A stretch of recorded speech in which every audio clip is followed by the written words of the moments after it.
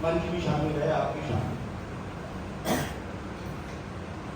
मुझे आज कहा गया कि इस पूरे सागर को गागर में समेटे, लेकिन आज की तारीख में स्थिति ये है कि सुबह से जो वक्ता बोलने शुरू हुए तो इतना कुछ बोल दिया कि कई महासागर जुड़ गए, इसलिए गागर में आई नहीं।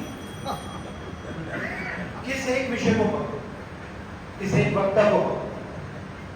लिहाजा मैं अपनी बात बहुत छोटी करूंगा क्योंकि मैं भी थक गया हूं, आप भी थके। यूएन का एक चार्टर है, यूएन से शुरू करते छोटा छोटा कहूंगा, मेरे ख्याल से आप सब लोग सभी के लिए बहुत कुछ जानकारी है। हमारे कॉमरेड प्रभात अंकल ने शुरुआत में मैचेस से रही सवाल खड़ा किया, वाजिब सवाल है, मैं 100% सहमत हूं।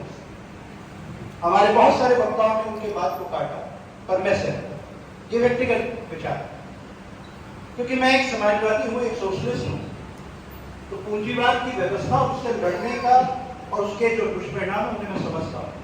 सही बात है, 5 मुल्क पूरी दुनिया को हाथ है, लेकिन साथ ही साथ मैं कम्युनिस्ट नहीं हूं, मैं समाजवादी हूं। ये अंतर अगर मैं यहां भी नहीं बता पाऊंगा तो फिर कहीं नहीं बता। एक कम्युनिस्ट और सोशलिस्ट में फर्क होता है। मैंने अपने दादा से एक बार पूछा कि कम्युनिस्ट और सोशलिज्म में फर्क क्या है, तो उन्होंने कहा कि बहुत छोटे हो, बस एक लाइन से समझ लो कि जहां कम्युनिज्म खत्म होता है वहां से समाजवाद शुरू होता है। इसीलिए जो समाजवादी मुल्क हैं दुनिया के, कोई 2 समाजवादी मुल्क एक तरीके से आचरण और व्यवहार नहीं करते, क्योंकि मेरे दादा ने भी लिखा जब वो वर्ल्ड टूर पे गए, कई मुल्कों का दौरा करा, तो उन्होंने किताब लिखी समाजवाद, आचरण और दर्शन। उसमें उन्होंने लिखा समाजवाद समाज का आचरण और आज समाज का दर्पण होता है।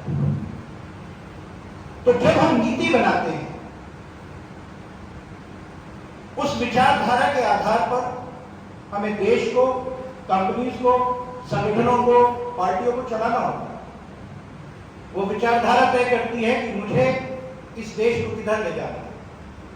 भारत एक समाजवादी मुल्क है, यानी कि इस देश का प्रत्येक नागरिक उसकी आर्थिक तौर पे उसकी जो आय है उसका भेद को कम करना, निरंतर तौर पे कम करना, ये इस देश की विचारधारा है, इसकी नीति है, हमारे कॉन्स्टिट्यूशन का हिस्सा है।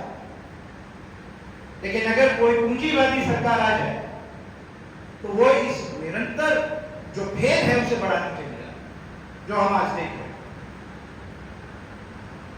होता क्या है कि जब जब हम डिस्पैरिटीज को बढ़ाते हैं तो असंतोष बढ़ता है, और जब असंतोष बढ़ता है तो फिर आपको कहा जाता है एक नीति लेके आओ।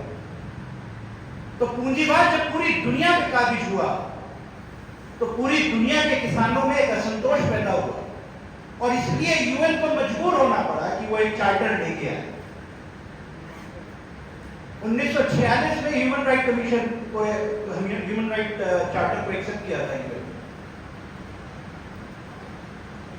जानकारी हो सकता है गलत भी हो सकती है, अभी गूगल पे देखा, पता नहीं गूगल वाले भी झूठ बोल सकते हैं। 1948 लेकिन आज तक क्या हमें ह्यूमन राइट्स मिल रहे हैं? नहीं मिल रहे।